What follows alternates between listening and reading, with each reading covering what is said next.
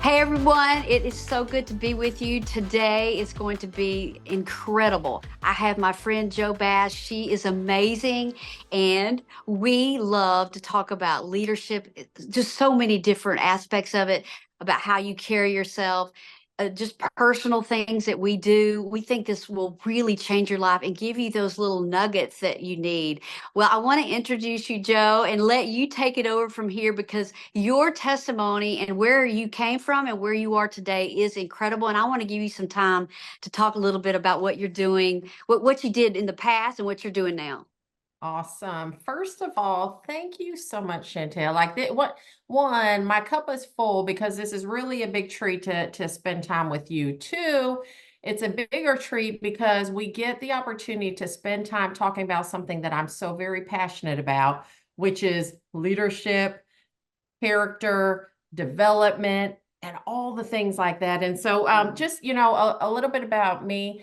I know for you, Chantell, you've talked about, you've been in this business like 30 years doing some amazing things. Well, at the same time, I've been in the business that I've been in national defense and national security for the past 31 years. I grew up as a military child. My dad served in the United States Army for 24 years. And I never thought in a million years that I would join the United States military, but there I am, a young 18-year-old, not knowing what I want to do in life. I had a dad who was not going to pay for my college. And I remember him saying that 4 years in the military never hurt anybody. So I thought, okay, I'm going to try this. And so I joined the United States Air Force thinking I'll do 4 quick years, get my GI Bill, get a little bit mature and find out what I want to do in life. And 4 years turned into 31 years. I tell people all the time that the United States Air Force has given me so very much because what it has really given me is an understanding of how important it is to grow, develop, train, and educate the force that we have, which is why, by the way, Chantell, our nation, the United States of America, has the strongest military in the world, and that is because we know how to train, develop, and educate. And so with that, that's why I'm so excited to spend some time with you. I just retired from the military, by the way, this year. And so I'm in part two, and part two of my life, which while I'm retired from the military, I'm not retired from doing good work and specifically doing God's work. And so I believe He's led me to focus on the things that I love to do, the things that I'm good at, and the things that will make a difference. And so I couldn't be more pleased to also be a strategic advisor in Columbia Southern University, helping to focus on military government and community affairs and just being able to help add value to that organization. And I'm doing other strategic advisory work and a lot of nonprofit. So that's a little bit about me. And of course, you're just getting started, right? Yes, yes. That could be another topic we talk on is like, okay, once you transition from one to another, you're looking for your purpose. You're looking for, okay, you could do 50,000 things, but what are you the best at? I think that's just another topic we need to go Totally. in, because with me and you, maybe we go into it just a little bit. With us, we retired, both of Yeah. us. I've been out for about 6 years, and I did not know I was going to retire at 49, but I did work so hard, and I knew that I was called to do incredible things to change lives, period. And it Yeah. happened to be in, education. And so now I'm out, I'm doing international speaking, ministry work as well, and also some business training, a lot like you do. So I'm kind of involved in a lot of different things. But let's talk about finding your purpose. Like a lot of, especially Gen Z, I've mentored quite a bit, and even older, a lot of us are having a hard time finding our purpose. And it's Yeah. really not that hard. You have to really figure out what you're good at, what are your talents, and what Yeah. if people said, man, you are really good at that. And I think a lot of us just kind of skip over that, Yeah. you Yeah. know? So Yeah. I want to just open that up to you to see what do you think about that, finding your purpose? It's interesting. I think sometimes we make it really complex. And that's a deep question when you ask somebody, what's your purpose? Because Yeah. then I'm like, oh man, I feel like I really need to have this amazing Harvard Business Review answer. Yeah. But what I Yeah. will also share is I think that throughout a person's life, their purpose, their why will sometimes change. Certainly mine did. When I joined the United States military, I needed to figure out life, right? And so my purpose, it felt like at the time, was to help discover who I really was, what am I good at, and why am I doing the things why am I in the military? Mhm. I don't know that I fully understood as a younger 20-year-old. And I started to figure that out in my late 20s and 30s. But my purpose to some degree has evolved over the years until you get to be where we are. And we are very comfortable and confident in that purpose to which we all have. And the other thing is kind of, your mission and your purpose are two really very different things. The mission being, what are we doing? What is it that we should be accomplishing? And then again, the purpose of why does that matter?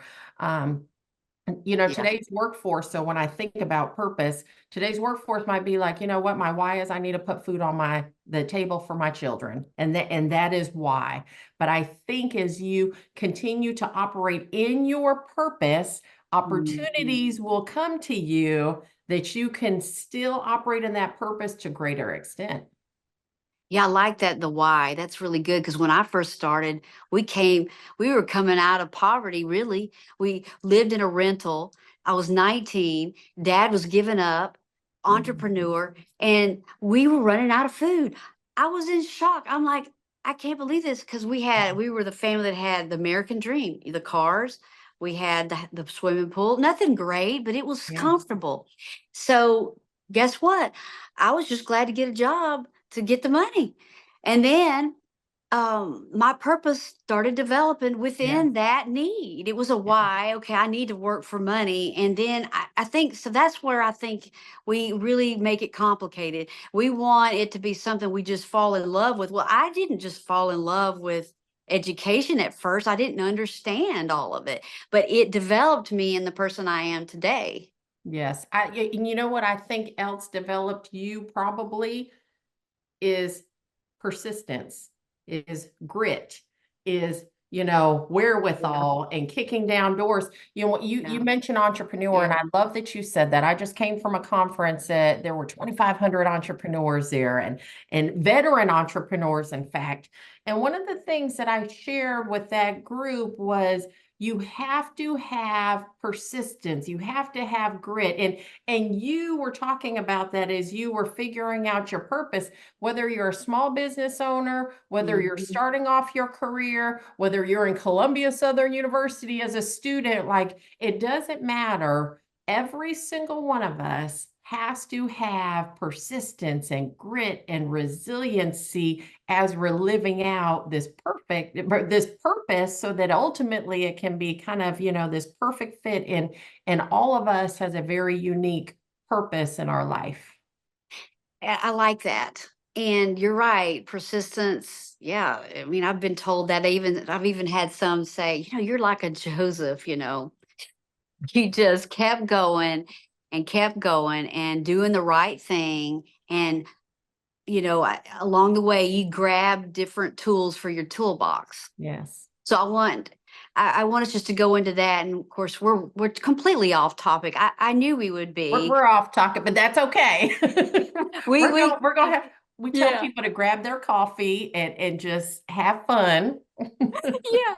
So let's talk about this because I like this. So, Yeah. and I think this is so real for all you listeners. This is real life. These are the things that I guarantee you that you go, yeah, I needed to hear that, or that confirms this. So, what about as we're going into our purpose?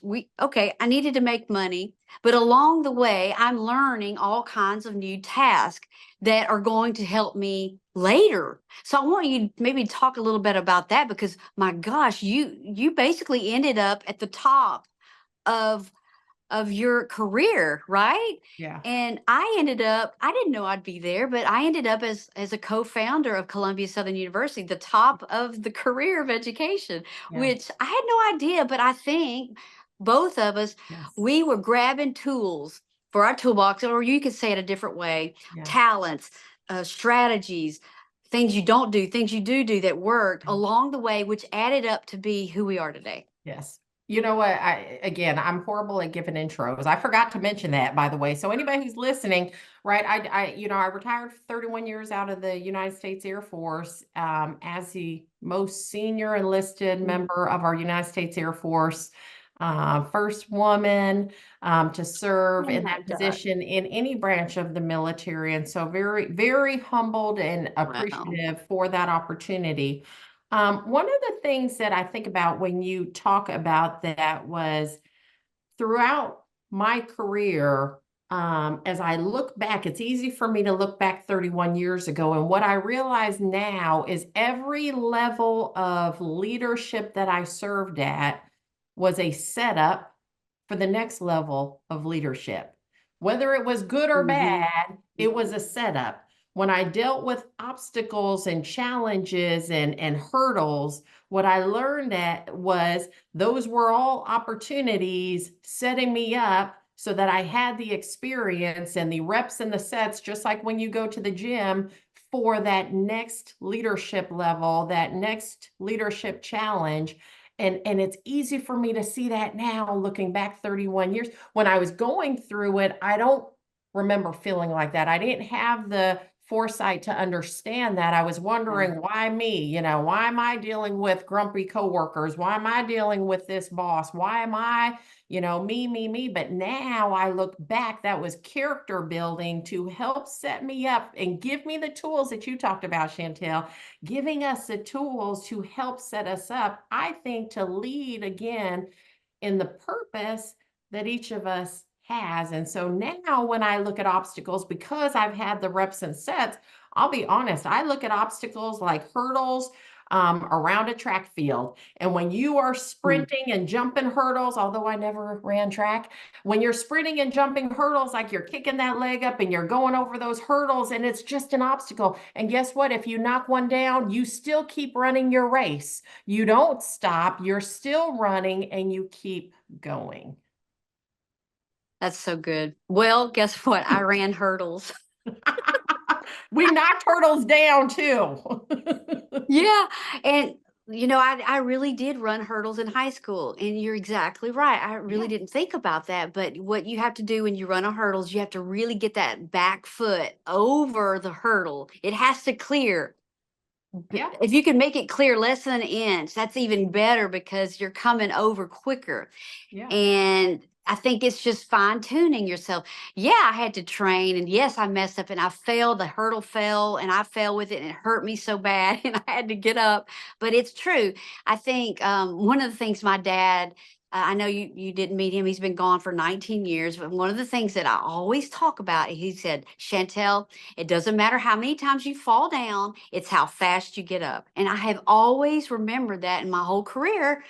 Even at CSU, when Robert was leading, my brother, we would address situations very quickly, and we would admit, hey, we failed here. Let's just get this thing going. And I think that's good as far as being a leader, so people can see that in you, but also personally getting ourselves back up, because I know you had some moments when you didn't like how you performed, or Yeah, maybe you felt you should do better, or maybe the team didn't move forward as quick as we thought, but we just get back up and keep going.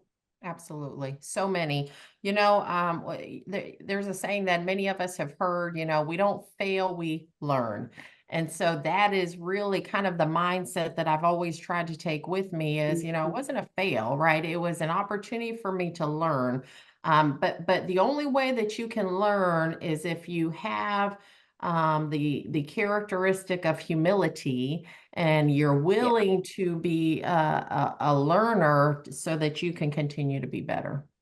Oh, that's so, so good. Well, let's take the last few minutes just to kind of recap Yes. what you felt that we need to leave with those who are listening, because Joe and I are so serious about you grabbing. You don't have to. even grab everything we just said, but we know that there's something that we said today that you can grab and take with you. I think that is so powerful because as a leader, you don't have a lot of time. We talked about this before we got on, and you need to be able to know what you need. And you're not going to have time to read all these books because you're busy leading teams or either leading yourself. But today we're going to leave you with something that we want you to learn how to grab on the go. I Yes. think we both learned that. You know, we were talking about that, how we learn things on the go. We don't feel bad if we didn't get to read the whole book or listen to entire podcast. So we Yeah. feel we're Yeah. called to give you bite-sized pieces. So what do you want to leave Yeah. us with? One, I just want to thank you, Chantell, for your heart. The fact that you want to just start a podcast to be able to pour into people, I want to thank you for that. I also love that, as we did talk about, as you're starting this podcast, bite-sized brain hacks, right? Like Yeah. let's figure out ways where we can just give folks a nugget. And so what I hope that your listeners, and I'm so honored and privileged to be on your first one, what I hope that those who are watching or listening, they just didn't shut us off right away, but maybe just, sit back and, what can we get from this? We talked about purpose and how important it is to understand what that purpose is and that your purpose is unique to you. We talk about that as you're living your purpose. By the way, there are going to be obstacles and challenges and hurdles that come your way. That's part of life. That's part of character building, but you have to have the persistence to continue going on. And all of those all of those hurdles and obstacles lead to opportunities so that you can live out your amazingly unique purpose. And so this is your purpose, Chantell. I'm still doing my best to live out my purpose, which is to make a difference in every single person and to help them be their best selves.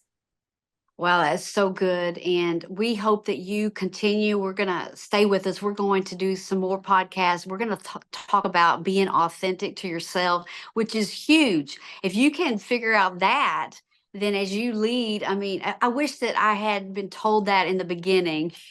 Just being real, I think I had to get my head beat down and people put me down so much. So I finally just got back up and said, I am good enough. I know what I'm talking about. And so we're going to talk about some of those things in the next podcast. We appreciate you. And Joe, thank you. I mean, you are the most incredible, speaker. And I just love you being a woman too, being at the top of your game. Oh my goodness. I mean, that's incredible. We're going to talk more about that. See you. All right. We'll see you guys later.